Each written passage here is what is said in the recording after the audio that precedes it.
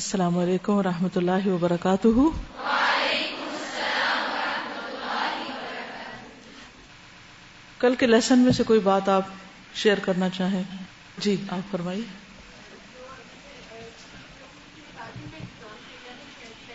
بالکل، نہ دین ہے نہ دنیا۔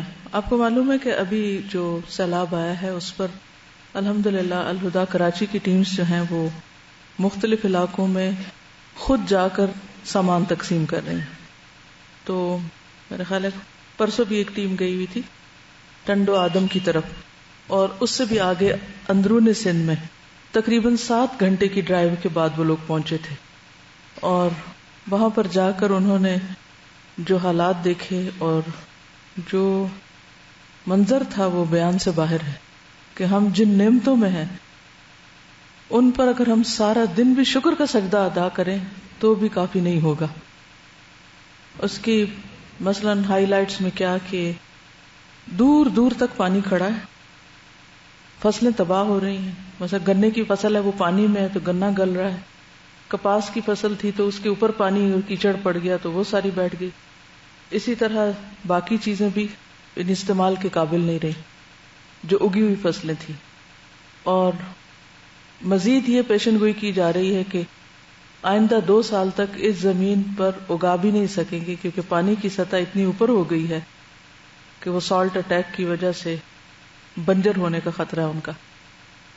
لوگوں کا حال یہ ہے کہ وہاں سے اپنا علاقہ نہیں چھوڑ رہے، ٹیلوں کے اوپر انہوں نے خیمے سے لگائے ہوئے ہیں کہ اگر ہم یہاں سے گئے تو ہماری جھونپڑیوں کی جگہ پہ قبضہ ہو جائے گا، معلوم نہیں کون لے لے۔ صابن نام کی کوئی چیز ان کے پاس نہیں تھی، طہارت کا ان کو نہیں پتا۔ 15 دن کے بعد ان کو راشن ملا، کھانے کے لیے کوئی خاص چیز نہیں، اور تعلیم تو دور دور نہیں۔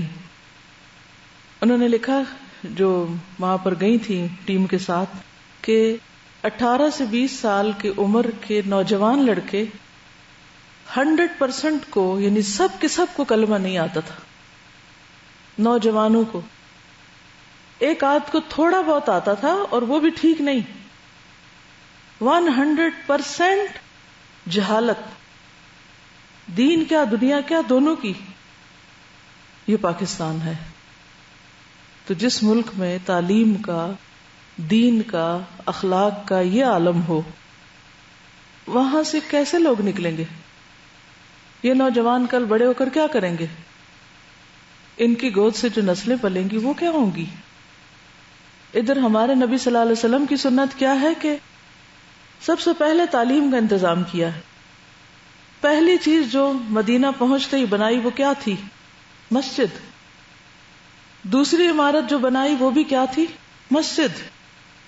اور وہ مسجد صرف نماز کے لیے نہیں تھی، اس کے بہت سے مقاصد تھے۔ وہ عبادت کا مرکز ہونے کے علاوہ تعلیم کا مرکز بھی تھی۔ تو پہلا کام تعلیم، پہلی وہی اقرا۔ اور پھر اس کے بعد آپ دیکھیے کہ جب جنگ بدر کے قیدی آتے ہیں اور ان کے فدیے کے لیے ان کو کیا کہا جاتا ہے کہ 10 بچوں کو ہمارے پڑھا دو، یعنی لکھنا سکھا دو۔ خاص طور پر لکھنا ایک سکل بھی ہے نا، صرف ریڈنگ نہیں، رائٹنگ، کیونکہ جب تک انسان لکھتا نہیں پڑھنے کے ساتھ اس وقت تک اس کا علم مکمل نہیں ہوتا۔ سورۃ علق میں ہی آتا ہے نا، اقرأ وَرَبُّكَ الْأَكْرَمُ الَّذِي عَلَّمَ بِالْقَلَمِ، جس نے قلم کے ساتھ پڑھنا سکھایا، تعلیم دی۔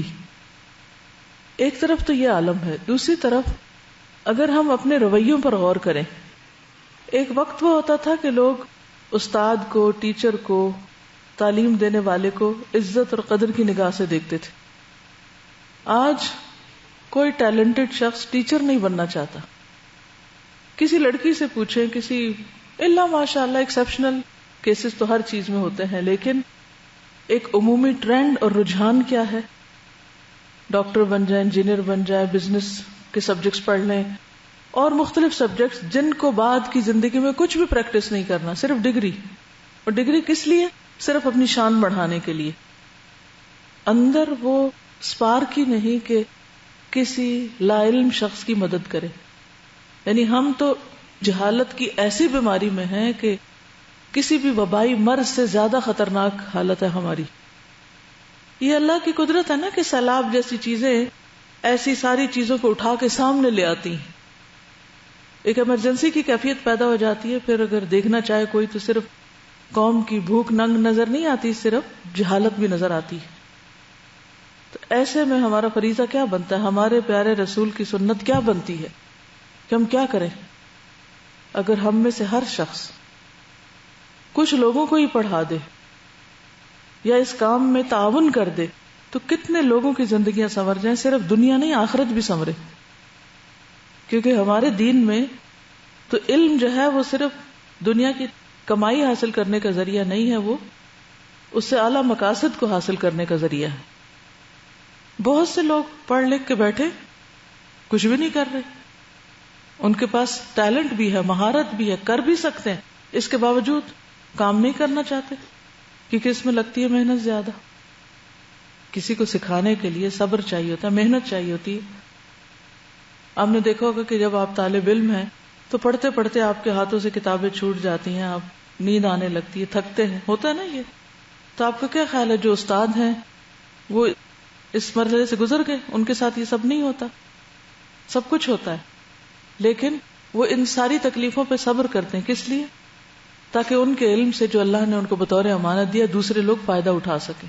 لیکن جب قوم ان کو حقارت کی نظر سے دیکھتی ہے، جب ان کی عزت نہیں ہوتی، جب ان کو کچھ معاوضہ نہیں ملتا، جب وہ اس سے اپنا گھر نہیں چلا سکتے، جب کوئی ان کی بات ماننے کو تیار نہیں، تو پھر کیوں کوئی یہ پیشہ اختیار کرے گا؟ اور علم کے بغیر دینی ہو دنیاوی ہو ہم آگے نہیں بڑھ سکتے. تو سوچئے کہ میرا اور آپ کا فرض کیا بنتا ہے، ہماری ذمہ داری کیا بنتی ہے. اور کوئی چیز؟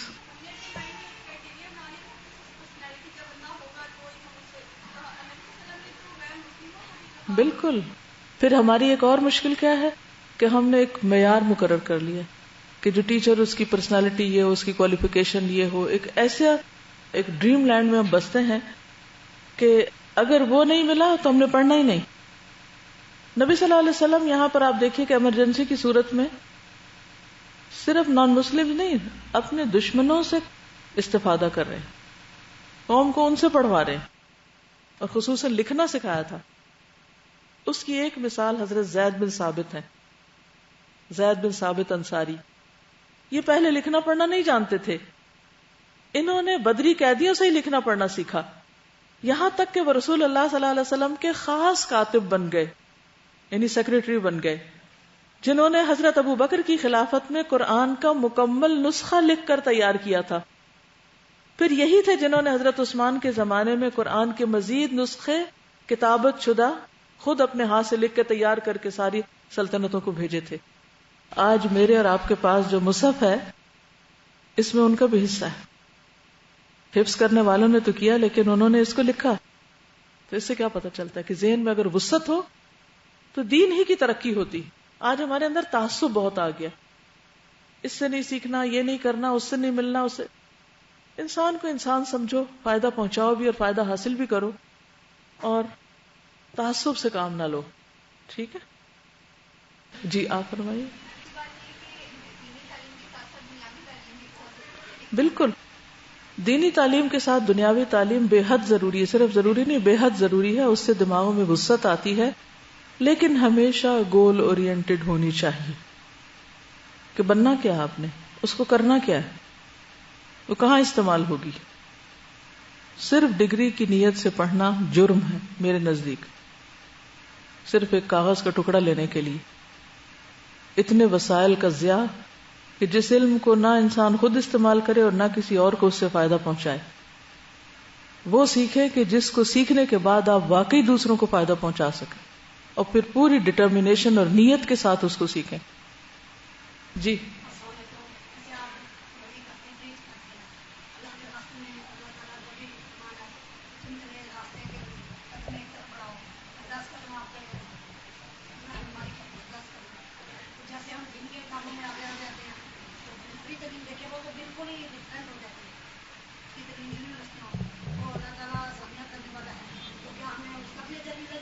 کیوں نہیں ملے گا؟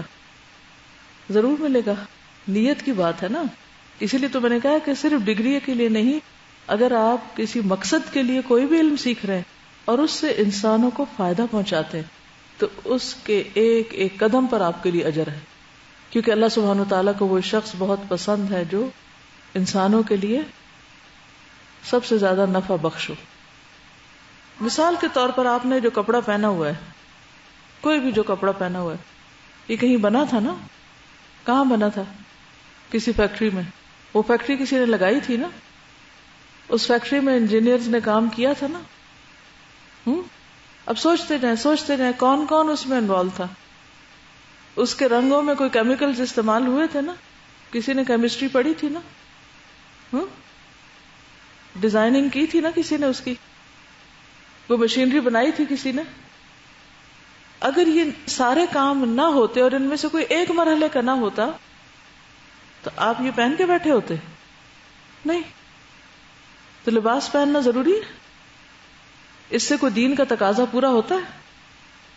تو اگر کوئی اچھی نیت کے ساتھ پڑھے گا، سیکھے گا، کام کرے گا تو جس حصے میں بھی وہ کام کرے گا وہ اس کے لیے باعث اجر ہے. ٹھیک ہے نا؟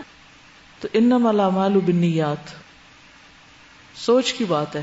ہم سوچتے ہی نہیں، ہم بس بلیک اینڈ وائٹ دیکھتے ہیں. اچھا یہ دین ہے، یہ دنیا ہے، اس کو الگ الگ بانٹ کے رکھا ہوا ہے. یہ دونوں ایک ہی چیز ہے.